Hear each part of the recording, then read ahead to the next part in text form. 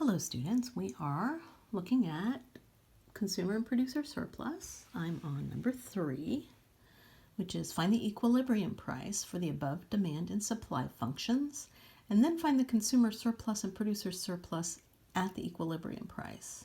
Write the meaning, sketch the graph, and indicate the area that represents consumer surplus and the area that represents producer surplus. So we're going back, instead of looking at them separately, we are going to look at them together.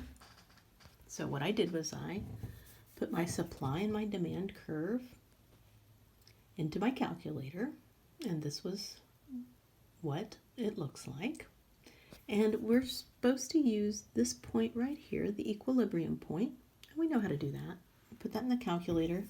I rounded my pizzas to 4, and I got $15.16 here for my price. So that is 4, 15.16 there. That is your equilibrium price and demand. And what we're going to do is look at the graph. How do we do this now? So you do it with the price. So the price is $15 over here, $15 and something cents.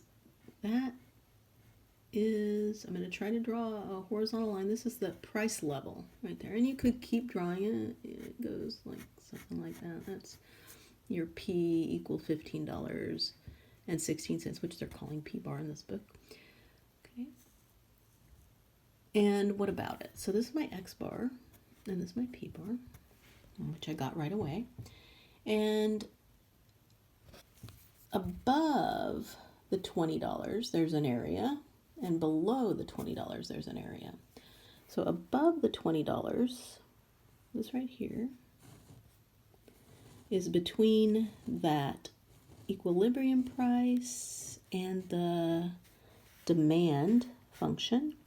So that's going to be the consumer surplus here, that triangle. And below that is your producer surplus in here. You can put PS right there. That right there. And I'm trying to get you to think of this as area. And you have to draw this line. What's this line? This line is that price, because we're looking at consumer surplus and producer surplus based on a particular price. And this one's the equilibrium price. All right, now let's do the calculation of, I'll do this red, the consumer surplus. So I wrote the formula out. The consumer surplus is 0 to x bar of d of x minus p bar. And I wrote the negative 7x plus 44.4 minus 15.16. And notice the parentheses isn't so critical because we just subtract off the 15.16.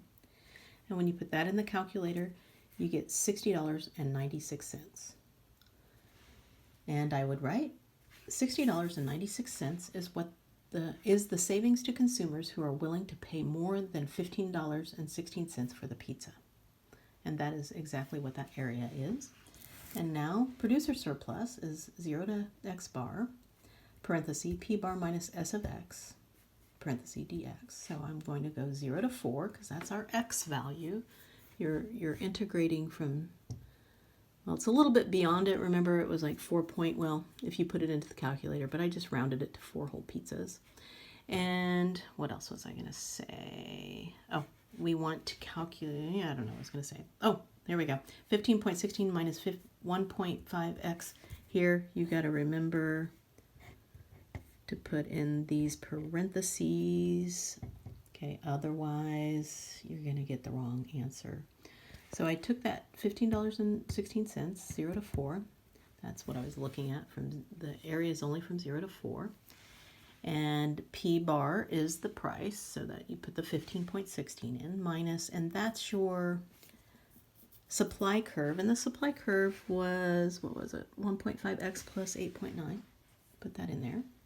And then all I did was put the right number of parentheses in my calculator, and I got 13.04.